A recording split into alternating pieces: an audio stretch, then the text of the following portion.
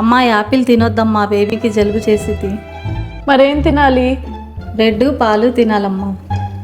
అమ్మా పప్పు తినొద్దమ్మా, బేబీకి గ్యాస్ వచ్చేసి. మరేం తినాలి? బ్రెడ్ పాలు తినాలమ్మా. ఏంటి మమ్మీ ఎవడీడు? అమ్మా స్పైసీ ఫుడ్ తినొద్దమ్మా, బేబీకి మోషన్స్ అవుతాయి.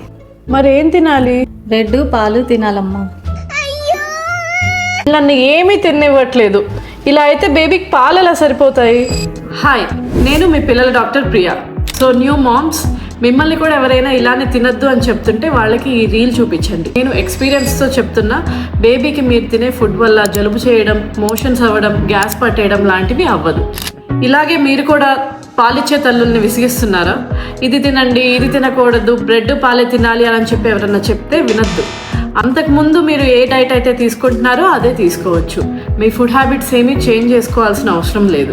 బట్ ఒక న్యూట్రియంట్ రిచ్ ఫుడ్, ఒక బ్యాలెన్స్డ్ డైట్ తీసుకోవాలి అండ్ 3 to 4 లీటర్స్ వాటర్ తాగాలి. అప్పుడే బేబీకి బ్రెస్ట్ ఫీడింగ్కి మిల్క్ సరిపోతుంది. బ్రెస్ట్ ఫీడింగ్ గురించి, న్యూబార్న్ బేబీ కేర్ గురించి తెలుసుకోవడానికి నా నెక్స్ట్ రీల్స్ చూడండి. Thank you.